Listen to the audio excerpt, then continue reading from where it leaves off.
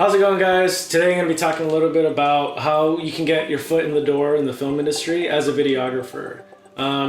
So what I would say first of all is, if you don't have a camera right now, you could always rent a camera. You could always, shoot stuff on your iPhones. It's insane what the phones can do nowadays, like shooting 4K. I wouldn't worry so much about not having a camera. I see a lot of people that are trying to get in the industry and they're like, well, I don't have a camera, so like, how am I going to make this work? How am I going to shoot this, that? Like, honestly, what I would say is literally just start shooting content. You just need to get your hands on a camera, even if it's a phone. Just start shooting content.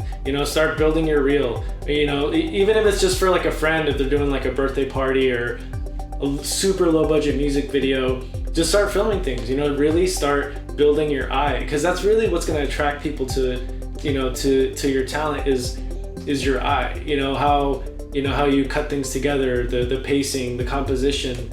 How you color correct it. All those little things is really what attracts people to your content. So what I would say is, like, don't be hung up on like having the biggest, best camera. Just start shooting. Even if you go out there and get one of those little Osmo Pockets, like, those things are incredible. They're like $300. And I know that's a lot of money for some of you guys, but in the long run, it's all part of the investment process. So I would say, even if you got your hands on that or a GoPro, something like that, just start shooting things. You know what I mean? Start collecting B-roll, whatever you can think of, time lapses, anything like that. And once you kind of start shooting, you'll start to understand a little bit more of the process. You'll start to like learn a little more about composition. There's a lot of tutorials online you can learn about composition. I would say that's probably like one of the top important things is good composition. And then obviously next to that would be good exposure, learning your ISOs, learning shutter speeds, learning frame rates and all that stuff. That's all just gonna make you a better shooter.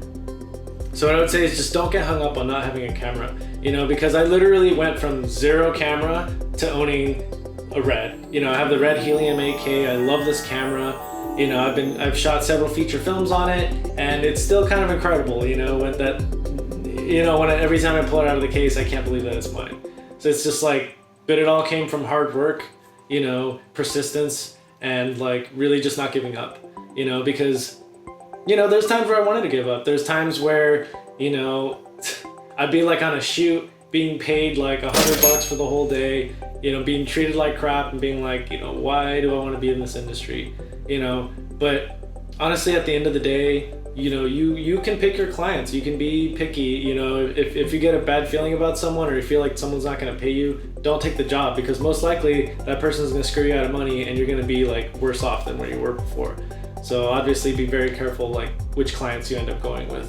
But yeah, honestly, beyond that, what I would say, if you are able to get your hands on a camera, even if it's just like a mirrorless camera, like an A7S or something like that, what I would say is start offering portraits to people. Start offering little videos for maybe birthday parties or quinceañeras or stuff like that. Because honestly, what it's gonna do is it's gonna start putting you in other people's minds as a videographer, as a photographer. You know what I mean? So it's like, once other gigs come up, they're gonna be like, oh yeah, my friend Roberto, he's a photographer. Let me recommend him. He's cheap and he's pretty good. So like, really, that's kind of what gets the ball rolling. And then what I would say is just start putting posts up on Craigslist. So you have, make a post. Hopefully you'll have content. That's why I'm saying shoot some of that content. So then you can put like a reel or photos from your reel or something like that. And then from there, you can say, hey, I'll shoot your music video. And honestly, the first few projects you're gonna do is either gonna be free or dirt cheap.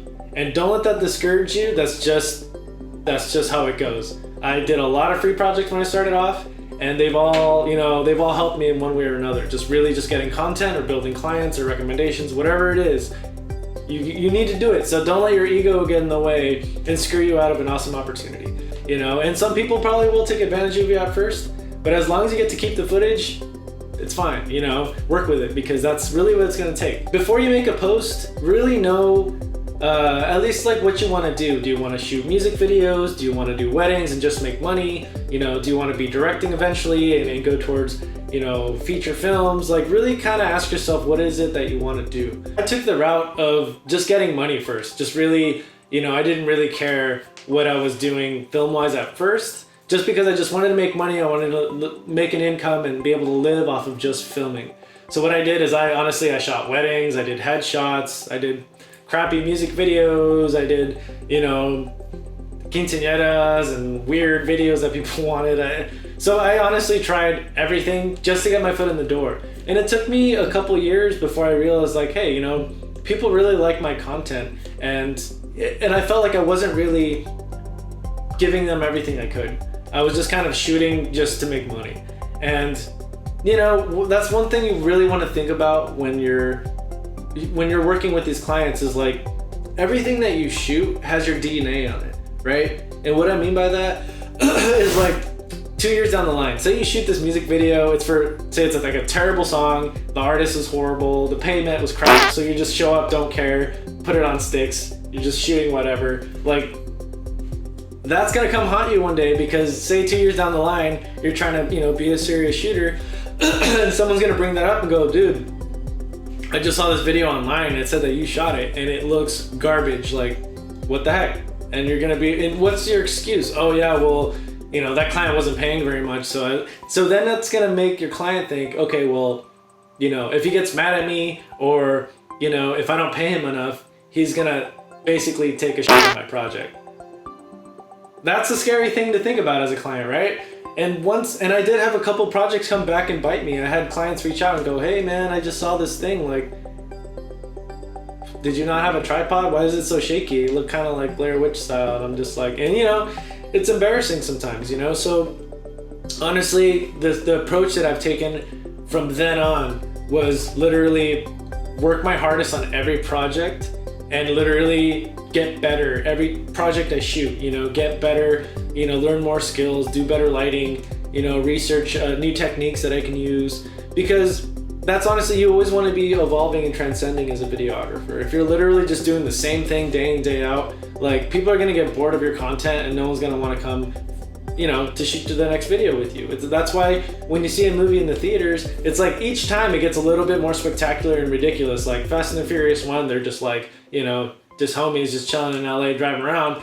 Fast and Furious 11 or wherever it's at right now, they're just like flying and have superpowers all of a sudden, and they're like trying to join the Marvel universe. So I don't know what the hell's happening there, but honestly, it's true. It's the same with film as it is, you know, when you're like building your skills. You really want to slowly level up on each project, and that's what keeps the clients coming back, you know what I mean? It's like they see that you're leveling up. I have clients that sometimes I'll shoot something for them, in a couple months I won't hear anything. I'll think that they're done with me, and they'll slowly be, you know, they'll be kind of like watching my stories, watching my Instagram, and then the next time they reach out, they're like, oh hey man, you know, I just wanted to make sure like you're ready for this next one. We got a bigger budget and we didn't know, like, you know, if you'd be interested. And it's like, but they also compliment the work that I've done. Like, oh wow, looks like you're doing some crazy stuff. I saw you just shot with Snoop and do this, or Kevin Gates or whatever.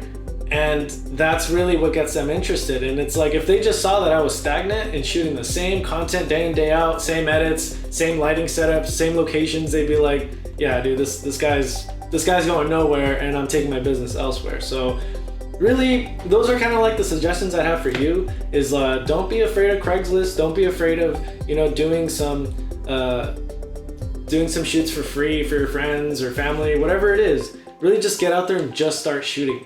And if you have any questions or comments or anything like that, feel free to reach out to me. I'm very responsive. Right on, guys. Well, that wraps it up for today. If you have any questions or recommendations for videos you'd like to see, definitely comment below. Make sure you subscribe and hit that bell notification for new videos coming out. All right, take care.